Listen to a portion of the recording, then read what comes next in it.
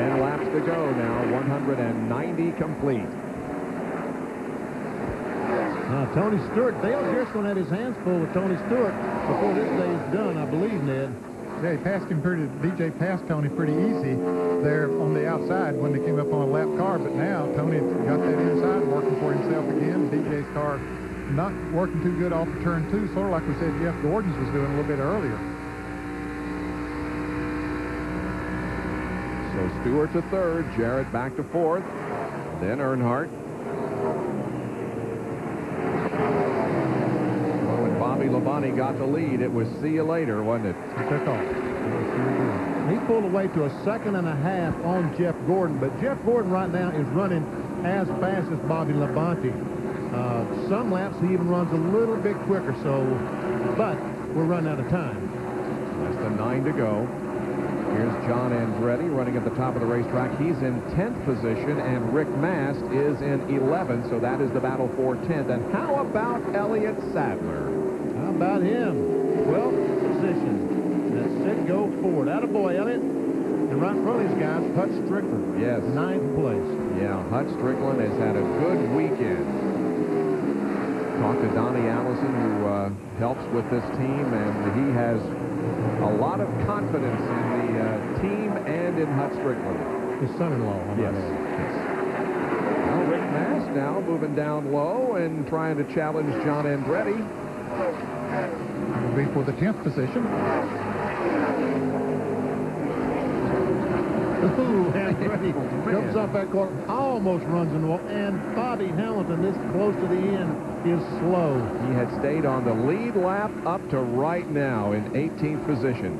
Let's talk about Dale Earnhardt Jr., who had the big day yesterday when he won the Busch Series race. Started in good shape here this weekend in the Winston Cup race, but has dropped back to 26th position. He is a lap down. Started in 17th, but he's run all day. Yes. And that's what he was not able to do in Loudon. He did not run, did not get some laps on the racetrack. This is just invaluable for this young man. Matt Kenseth, the other Busch Series star who started the race here today, is in 16th position, and Matt is still on the lead lap. The 97 car of Chad Little took 4 tires on that last pit stop, and he has moved up to 6th position. 37 laps. I noticed he made that pit stop, and he was back and went back to about 16th or 17th, and I wondered, was that good strategy because he only had 37 laps to go? Well, yes, Jeff Hammond and the guys, that was good strategy. Chad Little had 2 top 10s in the first 4 races of the year and hasn't had a top 10 since then, his best being at Texas, where he finished 13th. But Chad has a very good run going here in the 6th position.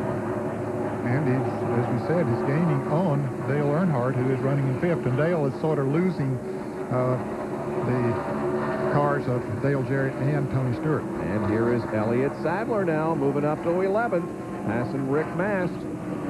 There are less than 5 laps to go in the Pepsi 400. Bobby Labonte's lead is 1.59 seconds. It's not, well, Elliott Sadler's not happy with that spot. He wants another one. Yeah, so give me a top 10. Boy, the Wood Brothers. Oh, the car right behind him just blowing up. Kenny Irwin. Will there be a caution? No caution yet. He quickly got it down to the inside of the racetrack. He is out of the groove on the apron of the racetrack. Hopefully it will not bring out a caution. We can see this race go green the rest of the way. And look at Chad Little close in on Dale Earnhardt. 4th, 5th.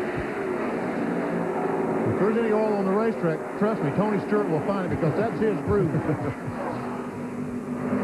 doesn't seem to be. Well, I don't know. Something happened to him as he came off of turn 2. He lost a lot of momentum, Tony Stewart did, because Dale Jarrett was a second behind him, and now he's right on his back bumper and pulling up beside of him. Or from John Kernan.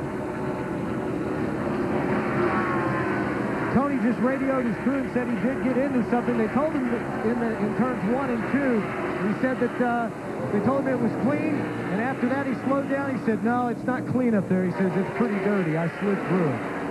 Yeah, he really lost some momentum there. And let's see if he's going to move up a little higher on the racetrack this time, which is smart. Exactly. He's not going back that same well twice, but now he's caught Dick Trickle, which slowed his progress a little bit. Now Jarrett still closes up around that back bumper. Only one race has Tony Stewart not been the highest finishing rookie, and that was Buckshot Jones when he was in contention for Rookie of the Year honors in Las Vegas.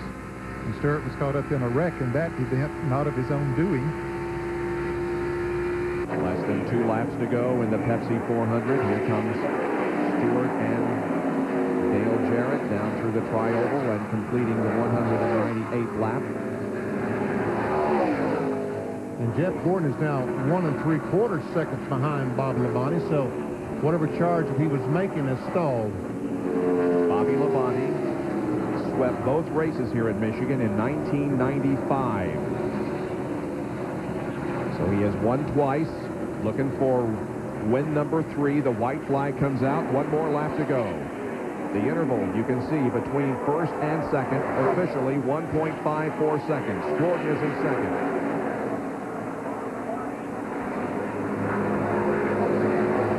Bobby Labonte's soft-calling a little bit right now.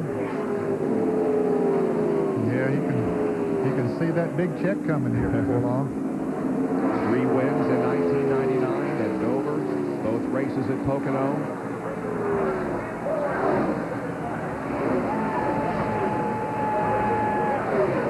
Bobby Labonte now in turn number 4.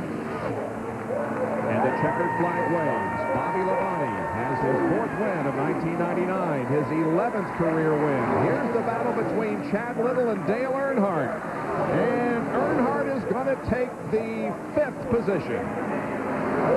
And John Andretti and Elliott Sadler are battling to the line and give Andretti the 10th position with Sadler 11th. By the way, Tony Stewart finished 3rd, Dale Jarrett 4th, and Dale Earnhardt was 5th. The Bobby Labonte crew saying a prayer. Yep. Joe Gibbs, of course, the leader, the owner, is a very religious individual. Let's go to the pits and do what? Well, as his crew celebrates on pit road with a silent prayer there, Jimmy, congratulations, your 4th win of the year, an outstanding run, like you were shot out of a cannon. I don't know about that. I'll tell you, Bobby Labonte deserves a lot of credit for today. We didn't have a real good race car yesterday evening, and we worked really hard on it last night and changed a lot of things this morning with a lot of help from the 20 car. I got to thank Greg and Tony. We put all our notes together and come up with a setup for today, and we just kind of going on a wing and a prayer. And the car wasn't bad at the beginning, and really we really didn't touch a wedge bolt all day. We just a lot of air pressure adjustments during the day, and Bobby just adapted to what he had to do, and like I said, he did a great job staying poised and staying out of trouble. A couple instances there we could have gotten in trouble, and he just, I give a lot of credit to my driver. Some great racing out there today. Perhaps that solves the tire question. Yeah, it was an awful lot of good racing going on.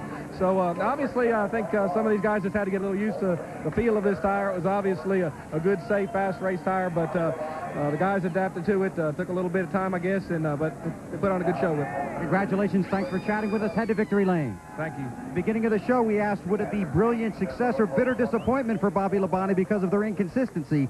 Today, success.